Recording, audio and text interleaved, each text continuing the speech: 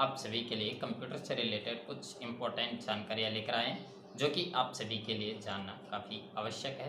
तो फ्रेंड्स देख लीजिए, जब भी मैं कोई वीडियो बनाता हूँ तो आपको वीडियो के शुरुआत में ही बोल देता हूँ कि आपको वीडियो पूरा एंड तक देखना है, जिससे कि आपको जो है हम जो भी नॉलेज दे रहे हैं जिस भी टॉपिक पर उसके बारे में पूरी नॉलेज मिल सके। ठीक है, तो आज हम कंप्यूटर, इंटरनेट, इन सभी के बारे में बात करेंगे, आपको इन सभी से रिलेटेड जानकारियाँ प्राप्त कराएंगे।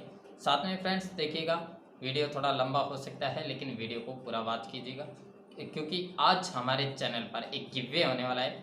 गिव वे में जो भी फर्स्ट 3 विनर होंगे उन्हें 10-10 रुपये का पेटीएम कैश मिलेगा। ठीक है, यानी कि जो भी 3 सबसे पहले पार्टिसिपेट हैं, इस एक गिव वे में आपको गूगल फॉर्म का लिंक मिलेगा डिस्क्रिप्शन में, उस पर क्लिक करके जो भी 3 फर्स्ट में भरते हैं इस गिव वे फॉर्म को और पूरी डिटेल सही से फिलअप करते हैं, जो आपको वीडियो के बीच में कोड मिलेगा वो 4 डिजिट का, वो फिलअप करते हैं तो उन्हीं को मिलेगा फर्स्ट 3 पार्टिसिपेट को। ठीक है फ्रेंड्स, इस चीज़ का आपको ध्यान रखना है। अब आपको ये 4 डिजिट का कोड कैसे पहचानना है इसका ध्यान रखिए।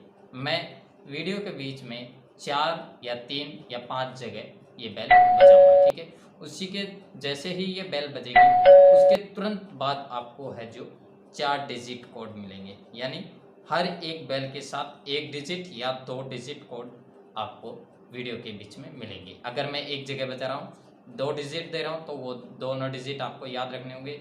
अगर एक बार बजा रहा हूँ और फिर भी एक ही डिजिट दे रहा हूँ तो भी आपको वो डिजिट नोट कर लेना होगा, यानी कि इस प्रकार से आपको कुल 4 डिजिट नोट करने हैं। उन्हें नोट करने के बाद आपको डिस्क्रिप्शन बॉक्स में एक गूगल फॉर्म का लिंक मिलेगा, उस पर आपको क्लिक करना होगा। तो देखिए, जैसे ही आप डिस्क्रिप्शन बॉक्स में जाकर इस गूगल फॉर्म पे क्लिक करते हैं, जो लिंक मिलेगा गूगल फॉर्म का, उस पर आप जैसे ही क्लिक करेंगे आपके सामने इस प्रकार से गिव वे का फॉर्म खुल जाएगा। अब देख पा रहे हैं सबसे ऊपर लिखा हुआ है take with earning give way. ठीक है, इसके नीचे आपको यहाँ से थोड़ा सा नीचे आके यहाँ लिख रहा है enter the given 4 digit inside this video. ठीक है, डिजिट इनसाइड दिस वीडियो, यानी इस वीडियो के अंदर 4 डिजिट के कोड दिए गए हैं जो आपको यहाँ पे फिलअप करना होगा। तो वो कोड जो आपको मिलेंगे वीडियो के अंदर, 4 जगह बेल बजेगी, वहाँ 4 जगह ही आपको एक ही कोड दिया जाएगा। उस डिजिट जो कोड मिलेगा, डिजिट है यानी डिजिट कोड एक ही बात है। ठीक है, तो उसे आपको याद रख के यहाँ पे फिलअप करना होगा। उसके बाद इसके नीचे आ रहा है एंटर पेटीएम नंबर, आपको अपना पेटीएम नंबर सही से फिलअप करना होगा फ्रेंड्स। ठीक है, उसके बाद पूछा जा रहा है हाउ वाज द वीडियो, यानी आपको वीडियो कैसा लगा, एक कमेंट के रूप में ही है, आपको यहाँ पर लिख देना होगा वीडियो जैसा भी लगे। ठीक है, इसके नीचे आ रहा है like and share this video and subscribe the channel, upload A screenshot gate A give way. ठीक है, यानी आपको गिव वे प्राप्त करने के लिए एक कंडीशन भी है, उसको आपको मानना होगा इसमें। ठीक है, ये ध्यान रखिएगा। आपको सबसे पहले गिव वे प्राप्त करने के लिए ये फॉर्म तो भरना ही है, साथ में आपको इस चैनल को सब्सक्राइब करके वीडियो को लाइक करना है। शेयर करें ना करें लेकिन चैनल को सब्सक्राइब करें और वीडियो को लाइक करके स्क्रीनशॉट ले लें और यहाँ पे ऐड फाइल पे क्लिक करके आप जिस हिसाब से भी अपनी फ़ाइल जो लेना चाहते हैं, ऐड फाइल पे क्लिक करके सिलेक्ट योर फाइल जो भी है इस पर क्लिक करेंगे। ठीक है, आपके डिवाइस में जहाँ पर भी ये फ़ाइल आप लेंगे उसके बाद इस तरह से आपके पास ओपन आ जाएंगे ऑप्शन, कहाँ से आपको फ़ाइल अपलोड करनी है उस पर क्लिक करके वहाँ से उस फाइल को जो है सेलेक्ट कर लेना होगा। उसके बाद यहाँ पर अपलोड कर देनी होगी, वो फाइल अपलोड कर देंगे। उसके बाद आपके पास ये सबमिट का ऑप्शन आ रहा है, ये सबमिट कर देनी होगी। ठीक है फ्रेंड्स, इस प्रकार से आपको गिव वे का फॉर्म जो है सबमिट करना है। नमस्कार दोस्तों मैं हूं अजय कुमार। नमस्कार दोस्तों, मेरा नाम सुशील कुमार। दोस्तों हम आज आपके लिए कंप्यूटर रिलेटेड वीडियो लेकर आए हैं, जो वीडियो आपके लिए बहुत ज्यादा हेल्पफुल होगा। जैसे कि कंप्यूटर और टेक्नोलॉजी की जानकारी के कुछ प्रश्न आंसर में हम आपके लिए इस प्रकार के लेके आए हैं जिनकी जानकारी कुछ लोगों को बहुत कम होती है, अगर होती है तो अधूरी जानकारी होती है। तो हम आज उसी जानकारी को पूरी करने के लिए ये वीडियो लेकर आए हैं, कुछ प्रश्न उत्तर और कुछ बातें। तो आइए वीडियो स्टार्ट करते हैं और जानते हैं वो क्या खास है। तो आज आपके लिए मेरा पहला प्रश्न रहेगा, एक सर्वाधिक कंप्यूटर कौन सा है शक्तिशाली? सर्वाधिक शक्तिशाली कंप्यूटर। तो देखिए सुशील जी, जैसे कि आप पूछ रहे हैं सबसे सर्वाधिक शक्तिशाली कंप्यूटर कौन सा है, ठीक है। तो जैसा कि सबसे सर्वाधिक शक्तिशाली कंप्यूटर है जो सुपर कंप्यूटर है, ठीक है। तो मैं आपको इसमें सुपर कंप्यूटर के बारे में थोड़ी सी जानकारी भी दे देता हूँ। सुपर कंप्यूटर उन संगणकों को कहा जाता है जो वर्तमान समय में गणना शक्ति तथा कुछ अन्य मामलों में सबसे आगे होते हैं, ठीक है। आधुनिक परिभाषा के अनुसार वे कंप्यूटर जो 500 मेगापिक्सल की क्षमता से कार्य कर सकते हैं सुपर कंप्यूटर कहलाते हैं, ठीक है। सुपर कंप्यूटर 1 सेकंड में 1 अरब गणनाएं कर सकता है, ठीक है। धन्यवाद अजय भाई। अब मैं आशा करता हूं कि हमारे श्रोता भाई भी इस प्रश्न को समझ पाए होंगे। अगर नहीं समझ पाए तो हमें कमेंट कर सकते हैं। आपसे मेरा दूसरा प्रश्न रहेगा, सबसे तेज कंप्यूटर कौन सा होता है? देखिए, तो सबसे तेज कंप्यूटर जो है वो सुपर कंप्यूटर है, और जो सुपर कंप्यूटर के बारे में हमने इंफॉर्मेशन है जो ऊपर दे दिए है ना। जी, बिल्कुल। कंप्यूटर, जैसे कि हम समझ पा रहे हैं कि आपने सर्वोत्तम कंप्यूटर के विषय में पूरी जानकारी आ चुकी है। तो जैसे कि हम इसी के साथ हम ये भी प्रश्न ले लेते हैं, कंप्यूटर को जनक किससे माना जाता है? यानी कंप्यूटर का जनक माने तो जन्मदाता, जनक किसे कहा जाता है? देखिए, जो कंप्यूटर के जनक है वो चार्ल्स बेबेज को माना जाता है, ठीक है। अब ये चार्ल्स बेबेज के बारे में भी मैं आपको चलिए थोड़ी बहुत इन्फॉर्मेशन दे ही देता हूँ, ठीक है। एक अंग्रेजी बहुश्रुत थे, ठीक है। यह एक गणितज्ञ, दार्शनिक, आविष्कार और यांत्रिक इंजीनियर थे जो वर्तमान में सबसे अच्छे कंप्यूटर प्रोग्राम की अवधारणा के उद्भव के लिए जाने जाते हैं या याद किए जाते हैं, ठीक है। चार्ल्स बेबेज को कंप्यूटर का पिता, फादर ऑफ कंप्यूटर माना जाता है, ठीक है। बिल्कुल अजय कुमार भाई, हमारे ये 3 शुरुआती स्टार्टिंग क्वेश्चन है जिनको हम इतना अच्छी तरह बता रहे हैं, और फिर भी कोई दिक्कत होगी श्रोताओं को तो हमारे कमेंट करके बिल्कुल। अगर कोई यहाँ पर आपको कोई भी ऐसा लगता है कि ये चीज आपको समझ नहीं आई है, तो आप सभी जो साथी हैं कमेंट हमें जरूर कर सकते हैं। हम आपके हर एक सवाल का जवाब जरूर देंगे। तो फ्रेंड्स देखिए, आप हमसे सिर्फ मोबाइल या लैपटॉप से रिलेटेड ही नहीं बल्कि टेक्नोलॉजी से रिलेटेड किसी भी प्रकार के सवाल जवाब कर सकते हैं। आप किसी बिना टेंशन के कमेंट जरूर कीजिए। हम आपकी हर एक सवाल का आंसर देने की कोशिश करेंगे, आपकी हर एक समस्या का समाधान करेंगे। बिल्कुल अजय भाई, हम भी चाहते हैं कि हमारे हर श्रोता हर एक मुसीबत से जो दूर हो और हर एक प्रश्न का उनको आंसर मिले। इसीलिए हमारे कई श्रोताओं के मन में कई प्रश्न उठते रहते हैं, कंप्यूटर रिलेटेड या मोबाइल रिलेटेड। हमारे कई प्रश्न हमारे श्रोताओं के मन में उठते हैं। जैसे कि मैं भी आपसे एक अगला प्रश्न करना चाहता हूं जो कि कंप्यूटर से रिलेटेड है। माइक्रो प्रोसेसर किस पीढ़ी का कंप्यूटर है ये, जिसको हमारे कई श्रोता भी जानना चाहते हैं, क्योंकि कईयों को कंफ्यूज है या फिर कईयों को पता नहीं है। तो देखिए सुशील जी, आपका सवाल है माइक्रो प्रोसेसर किस पीढ़ी का कंप्यूटर है, ठीक है। माइक्रो प्रोसेसर कंप्यूटर जो है ये चतुर्थ पीढ़ी का कंप्यूटर है, ठीक है। अब मैं आपको माइक्रो प्रोसेसर के बारे में थोड़ी सी जानकारी दे देता हूँ। माइक्रो प्रोसेसर एक ऐसा डिजिटल इलेक्ट्रॉनिक युक्ति है जिससे लाखों ट्रांजिस्टरों को एकत्रित परिपथ, ठीक है, यानी इंटीग्रेटेड सर्किट या आईसी के रूप में प्रयोग कर तैयार किया जाता है। इससे कंप्यूटर के केंद्रीय प्रक्रमण इकाई सीपीयू की तरह भी काम लिया जा सकता है। बिल्कुल, मेरे सभी श्रोताओं, आप समझ पाए होंगे जिस प्रकार से कि अजय भाई ने बताया कि माइक्रो प्रोसेसर किस पीढ़ी का कंप्यूटर है और उसकी कुछ छोटी मोटी जानकारी तो आप जहां तक समझ पाए होंगे। अगर फिर भी कोई आपको कंफ्यूजन रहे तो आप हमें कमेंट कर सकते हैं। मेरा आपसे अगला प्रश्न रहेगा, व्यक्तिगत तौर पर किस कंप्यूटर का प्रयोग किया जाता है? तो देखिए, व्यक्तिगत तौर पर तो माइक्रो कंप्यूटर का प्रयोग किया जाता है, ठीक है। तो माइक्रो कंप्यूटर के बारे में जो थोड़ी बहुत मुझे नॉलेज है वो है, माइक्रो कंप्यूटर एक ऐसा कंप्यूटर माइक्रो प्रोसेसर इसके सेंट्रल प्रोसेसिंग यूनिट के रूप में होता है। मेन फ्रेम और मिनी कंप्यूटरों की तुलना में इनका आकार छोटा होता है। कई माइक्रो कंप्यूटर पर्सनल कंप्यूटर भी होते हैं। बिल्कुल अजय भाई, हम आपके मुझे भी आपके आंसर प्रश्न पसंद आ रहे हैं और हमारे कई श्रोताओं के को भी आपके आंसर पसंद आएंगे। और कोई श्रोता समझ नहीं पा रहे हैं और क्या दिक्कत आ रही है तो बताइएगा जरूर, हम आपकी कमेंट से और भी ज्यादा उत्सुक होते हैं। तो अजय भाई, मेरा आपसे अगला प्रश्न रहेगा, भारत में निर्मित प्रथम कंप्यूटर कौन सा है, यानी क्या नाम है? देखिए, भारत में निर्मित जो प्रथम कंप्यूटर है उसका नाम तो सिद्धार्थ है। बिल्कुल, आप बता रहे हैं कि सिद्धार्थ यानी, तो मैं आपसे, जैसे कि हम हर श्रोताओं से कहना चाहते हैं कि हर जो कंप्यूटर होते हैं उनमें कोई ना कोई, हर पीढ़ी के कंप्यूटर में कोई ना कोई दोष होता है। तो मैं अजय भाई आपसे जानना चाहूंगा, और जो प्रथम पीढ़ी के जो कंप्यूटर थे उनमें क्या दोष था, यानी किस दोष को माना गया है, क्या दोष था उनमें? देखिए, प्रथम पीढ़ी के जो कंप्यूटर थे उनमें एक ही दोष था कि ये बड़ा आकार के होते थे। बिल्कुल अजय भाई, हमारे कई श्रोता इस चीज से बहुत कंफ्यूजन थे, यानी कि क्या दोष होते हैं, कंप्यूटर में भी कोई दोष हो सकते हैं। बिल्कुल हो सकते हैं दोस्तों, ये बात बिल्कुल राइट है।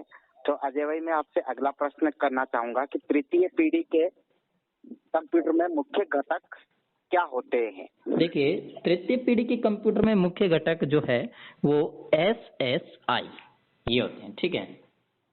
बिल्कुल जी, बिल्कुल सभी श्रोताओं को मैं एक बार फिर से याद दिलाना चाहूंगा कि आप बिल्कुल निसंकोच हमें कमेंट करके पूछ सकते हैं, कोई भी दिक्कत हो तो आप हर एक प्रश्न का आंसर पाएंगे। हमसे जो हो सका आंसर पूरी करने की कोशिश करेंगे। आप बेफिक्र, कोई भी किसी भी संबंध में प्रश्न हो आप हमसे कर सकते हैं।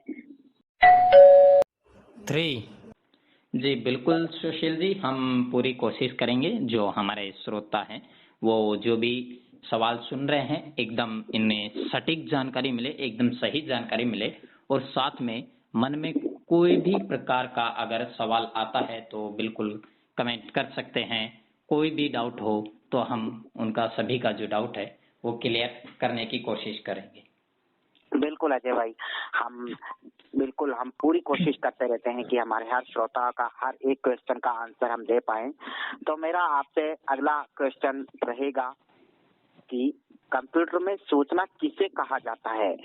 देखिए सुशील जी, जो कंप्यूटर में सूचना किसे कहा जाता है आपका सवाल है, ठीक है। तो देखिए, कंप्यूटर में जो सूचना एकत्रित डाटा को कहा जाता है।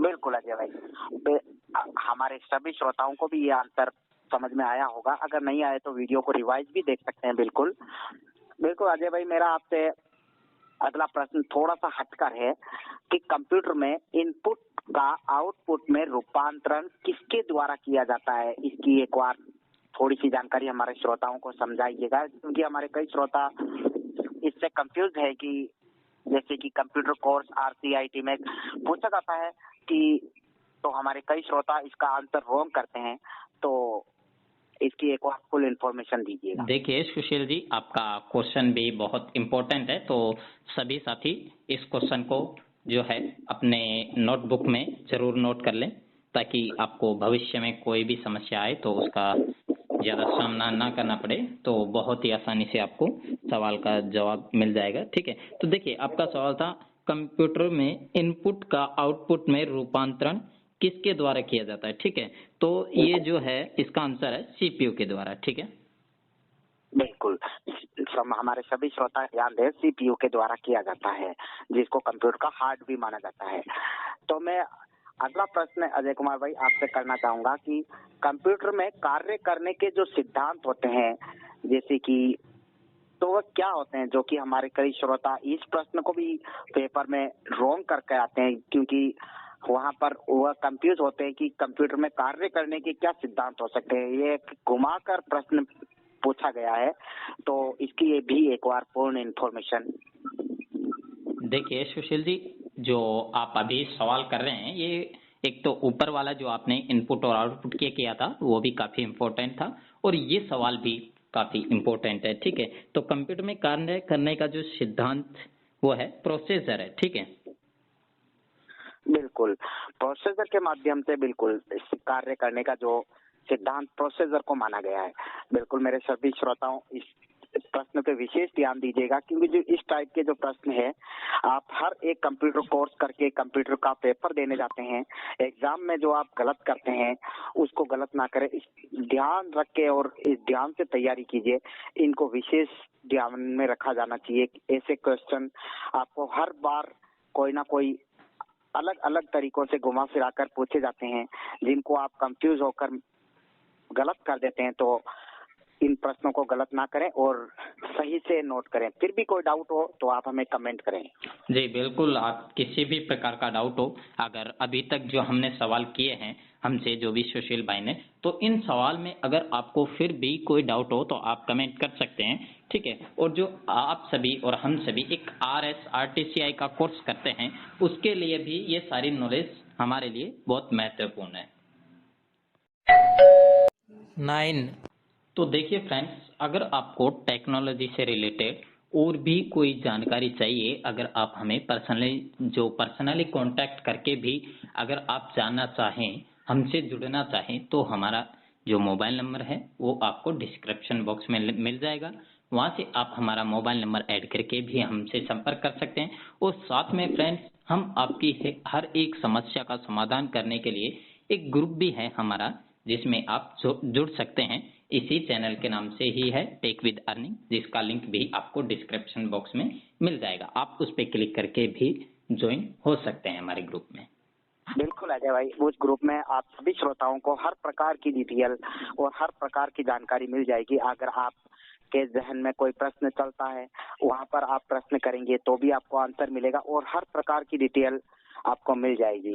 बिल्कुल। तो अजय भाई, आपसे मेरा बिल्कुल, देखिए सुशील जी, ये जो ग्रुप क्रिएट किया है हमने, काफी समय से क्रिएट कर दिया है, और हर एक वीडियो के डिस्क्रिप्शन बॉक्स में इसका लिंक भी देते हैं, क्योंकि ताकि हमारे श्रोता हैं जो भी जुड़ना चाहें, जिन्हें भी सपोर्ट की भी आवश्यकता है, तो हमसे जुड़ सकते हैं। बिल्कुल अजय भाई, हम कोशिश पूरी यही रखते हैं कि हमारे हर श्रोता की हर एक कंफ्यूजन और हर एक प्रश्न में बहुत अच्छा ज्ञान हो। तो मेरा आपसे नेक्स्ट क्वेश्चन रहेगा, जो सुपर मिनी कंप्यूटर होता है, यानी सुपर मिनी कंप्यूटर में कितनी संक्रियाएं प्रति सेकंड समाहित होती है? तो देखिए, जो सुपर मिनी कंप्यूटर है, इसमें आपने पूछा है कितनी संक्रियाएं प्रति सेकंड समाहित होती है, ठीक है। तो ये है 5 लाख, ठीक है। तो देखिए सुशील जी, मैं आपको एक इम्पोर्टेंट सवाल और है जो कि आपको इस वीडियो में बता देता हूँ, ठीक है। तो जो इम्पोर्टेंट सवाल है, आप बिल्कुल कैसा भी क्वेश्चन हो, आप जैसे कि आपको लगे कि ये क्वेश्चन हमारे श्रोताओं के लिए बहुत ज्यादा इम्पोर्टेंट और बहुत ज्यादा महत्वपूर्ण बनने वाला है, तो उस प्रश्न को ही हम लेना चाहेंगे, क्योंकि उन्हीं प्रश्नों को सोल्व करने के लिए हम इस प्रकार की वीडियोज आदि तैयार करते हैं, जो कि हमारे हर श्रोताओं की हर एक प्रॉब्लम दूर हो। तो हम एक वीडियो के द्वारा हम एक वह हेल्प करना चाहते हैं और वह पूर्ण तरह से वीडियो को पूरा हेल्पफुल बनाना चाहते हैं। एक कैसे भी क्वेश्चन हो, कठिन से कठिन, कोशिश हमारी ये रहती है कि हम उसका आंसर दे पाए। बिल्कुल सुशील जी। तो देखिए फ्रेंड्स, वीडियो को पूरा वॉच कीजिएगा ताकि आपको हर एक प्रकार की नॉलेज मिल सके, तो ठीक है। तो जो सुशील जी मैं सवाल बता रहा था, वो सवाल था कि BAS और DOC और HTM किसके उदाहरण है, ठीक है। ये मोस्ट इम्पोर्टेंट क्वेश्चन है और कहीं भी पूछा जा सकता है, ठीक है। तो इसका जो आंसर करना है वो है एक्सटेंशन। बिल्कुल हमारे सभी श्रोताओं इस चीज का विशेष ध्यान रखिएगा, क्योंकि इस प्रकार के जो प्रश्न होते हैं वो हर एक पेपर, हर एक एग्जाम में घुमा फिरा के पूछ लिए जाते हैं, कोई किस प्रकार से, कोई किसी प्रकार से। तो ये हर एक प्रश्न को घुमा फिरा के पूछा जाता है, क्योंकि प्रश्न चेंज नहीं होता, लेकिन प्रश्न पूछने की स्टाइल जरूर चेंज हो जाती है। बिल्कुल सुशील जी, देखिए, और दूसरी बात है, देख लिए काफी बार क्या है, उच्चारण भी मिस्टेक हो जाते हैं। तो देखिए, इसलिए सभी श्रोतागण ध्यान दीजिए, उच्चारण पे एक्सटेंशन ना कर दे आप इसको, ठीक है। इसका ध्यान रखिए, आंसर है एक्सटेंशन, ठीक है। एक ही मात्रा का उपयोग हो रहा है। बिल्कुल, हमारे सभी श्रोताओं, विशेषकर आप उच्चारण का ध्यान रखें। वैसे हमें पूर्ण विश्वास है कि हमारे सभी श्रोताओं, बोलने में दिक्कत होगी तो आप लिखने में दिक्कत नहीं करेंगे, क्योंकि कुछ शब्द ऐसे होते हैं कि जिसको हम बोलते गलत हैं लेकिन लिखते सही हैं। तो मैं आशा करता हूं कि सभी आप श्रोता हमारे बिल्कुल राइट करेंगे इस क्वेश्चन को।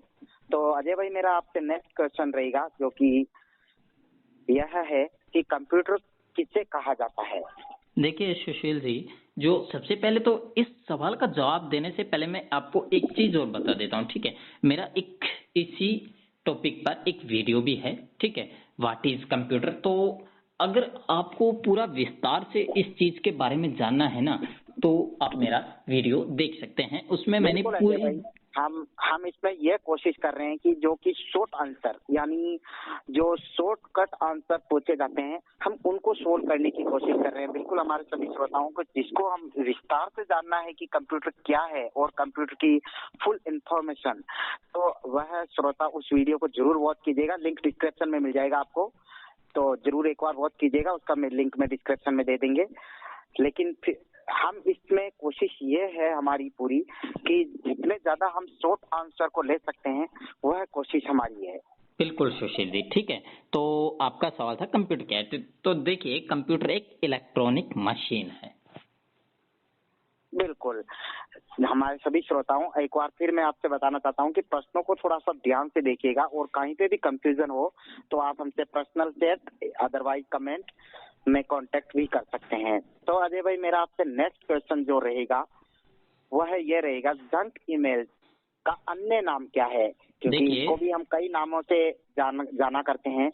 हमारे कई श्रोताओं के सामने अगर कोई ऐसा प्रश्न आता है तो हमारे कुछ श्रोता कंफ्यूज भी हो सकते हैं कि जंक ईमेल का अन्य नाम क्या हो सकता है, क्योंकि एक नाम किसी चीज का एक होता है, लेकिन ऐसा नहीं होता है दोस्तों। सभी का कई नाम दिए जाते हैं कि उनके अतिरिक्त नाम दिए जाते हैं। जैसे कि मैं यह प्रश्न इसीलिए मैंने आपसे किया है कि जंक ईमेल का अन्य नाम क्या है?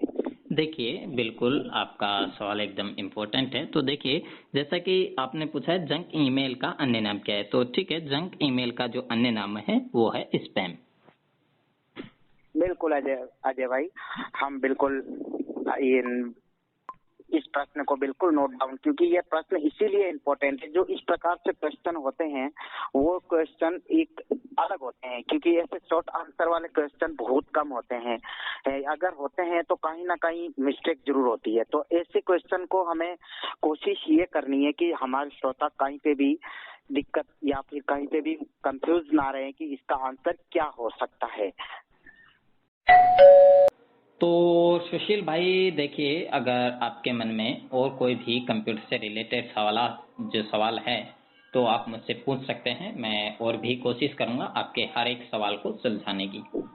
बिल्कुल अजय भाई, मेरे मन में अभी भी कई प्रश्न ऐसे उठ रहे हैं जो कि कंप्यूटर से रिलेटेड हैं और जो कंफ्यूज कर रहे हैं मन को, जो कि इस प्रकार के क्वेश्चन हैं कि कुछ प्रश्न कंफ्यूज हैं, कुछ प्रश्न कम कठिन पड़ते हैं, तो उसका आंसर रॉन्ग यानी मन में गलत भी हो सकता है।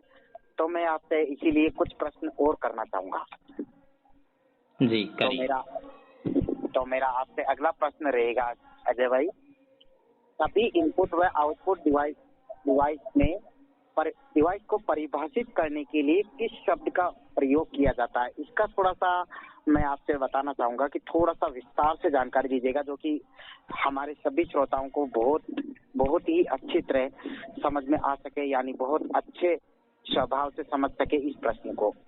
देखिए सुशील जी, आपने जो क्वेश्चन किया है ये काफी इम्पोर्टेंट भी है, और ये जो इसका आंसर है ना, इसका थोड़ा विस्तार से बताना भी काफी जरूरी है, क्योंकि आंसर ही कुछ ऐसा है हटके। तो आपका सवाल था सभी इनपुट व आउटपुट डिवाइसेस को परिभाषित करने के लिए किस शब्द का उपयोग या प्रयोग किया जाता है, ठीक है। तो इसका जो आंसर है हार्डवेयर है, ठीक है। तो अब हार्डवेयर के बारे में हम थोड़ा सा जान लेते हैं, ठीक है। तो हार्डवेयर कंप्यूटर का भौतिक भाग होता है जो देश में उनके डिजिटल सर्किट लगे होते हैं, जैसा कि कंप्यूटर सॉफ्टवेयर से परिभाषित प्रदर्शित होता है, और यह हार्डवेयर के अंदर ही रहता है किसी कंप्यूटर का हार्डवेयर उसके सॉफ्टवेयर और हार्डवेयर डाटा की तुलना में यदा कदा बदला जाता है। ये डाटा महसूस करने में वास्तुपरक नहीं होते हैं और इन्हें तत्काल संशोधित अथवा मिटाया जा सकता है।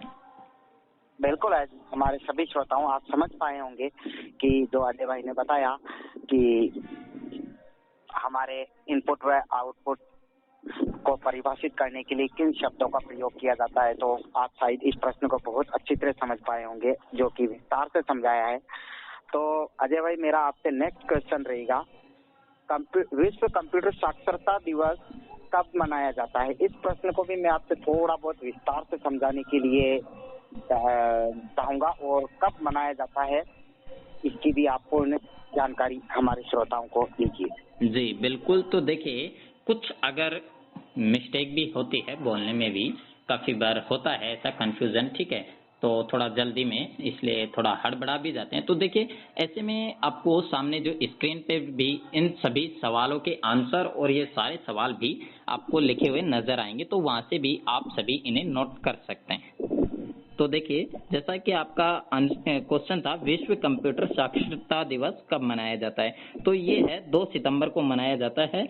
तो इस दिन की शुरुआत मूल रूप से भारतीय कंप्यूटर कंपनी NIIT द्वारा 2001 में अपनी 20वीं वर्षगांठ के अवसर पर की गई थी। विश्व कंप्यूटर साक्षरता दिवस पहली बार और 2001 में 2 दिसंबर को मनाया गया था। सॉरी, इसका जो आंसर मैंने शुरुआत में दे दिया था 2 सितंबर, ये थोड़ा सा मिस्टेक हो गया था। इसका जो आंसर है वो है 2 दिसंबर। बिल्कुल अजय भाई, आप बिल्कुल सही कह पा रहे हैं। 2 दिसंबर आने वाला है। जो हमारे कंप्यूटर प्रेमी है, कंप्यूटर श्रोता हैं, मिठाई तैयार रखें क्योंकि साक्षरता दिवस आने वाला है 2 दिसंबर को। बिल्कुल, तो सबसे पहले आप तैयार रखिएगा। बिल्कुल बिल्कुल।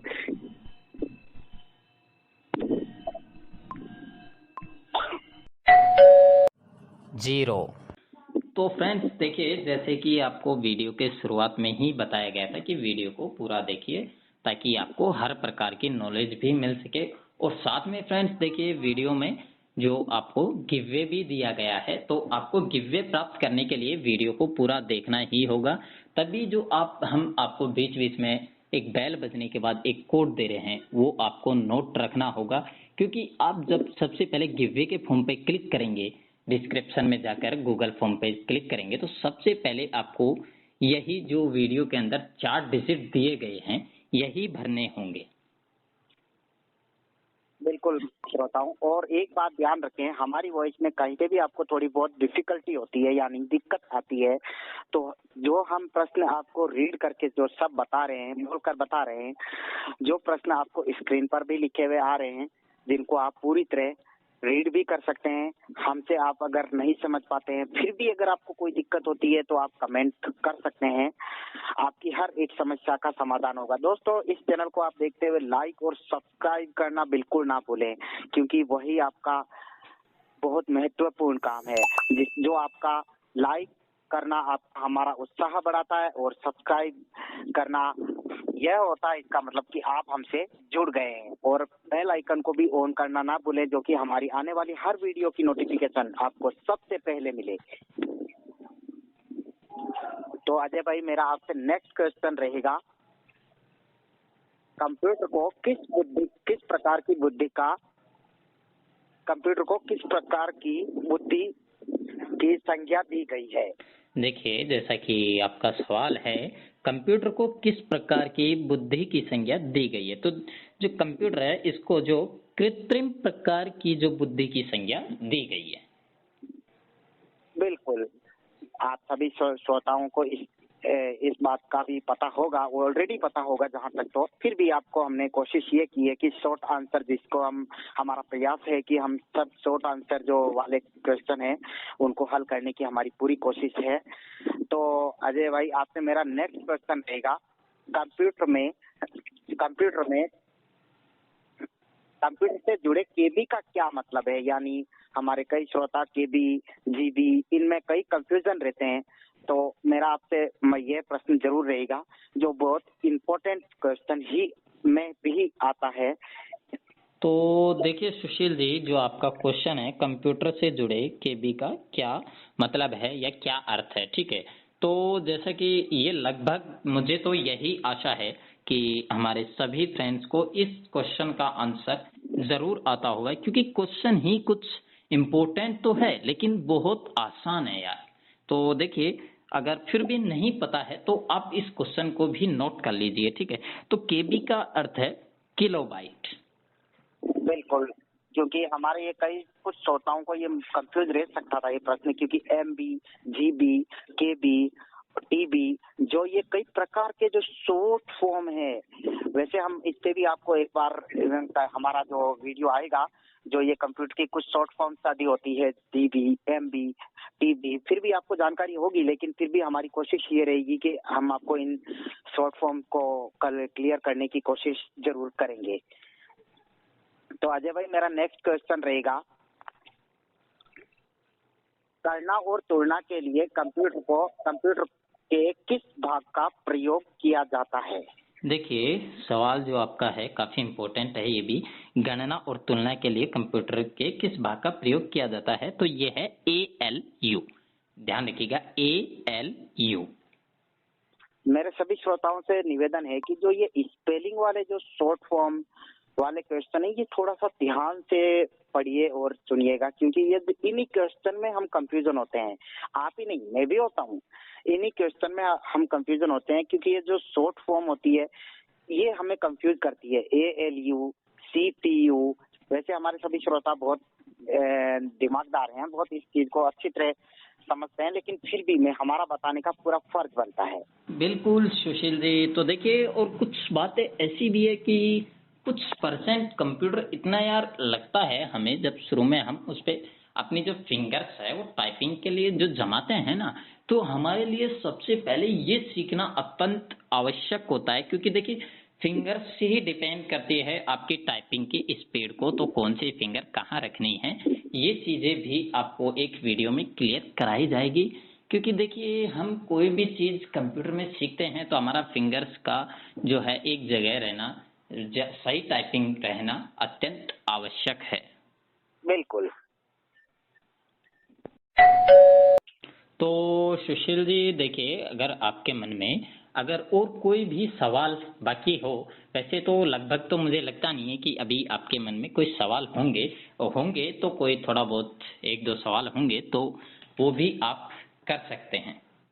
बिल्कुल अजय भाई, आप सही समझ पा रहे हैं, मेरे मन में कुछ प्रश्न है, लेकिन मैं उससे पहले आपसे थोड़ी सी अनुरोध कुछ करना चाहूंगा कि हमारे सभी श्रोताओं को अपने चैनल की जो प्लेलिस्ट हमने बना रखी है, टेक्नोलॉजी आदि, इन प्लेलिस्टों की जानकारी थोड़ी बहुत प्रोवाइड कराइए। वैसे तो हमारे सभी श्रोताओं ने चेकआउट कर ली होगी, लेकिन फिर भी हमारा पूरा फर्ज बनता है, जो कि हमारे कई श्रोताओं ने, कुछ श्रोताओं ने चेक नहीं किए, या फिर हमसे कोई नए श्रोता जुड़ते हैं, तो वह भी उस प्लेलिस्ट को जाकर जरूर चेकआउट करें, जो हमारे अजय भाई अभी डिस्क्रिप्शन सहित पूरी प्लेलिस्ट की जानकारी दे रहे हैं। तो सुशील जी देखिए, सबसे पहले प्लेलिस्ट की जानकारी भी आपका अच्छा सवाल है, चलो एक तरह से सवाल ही मान लेते हैं यार श्रोतागणों के लिए, ठीक है।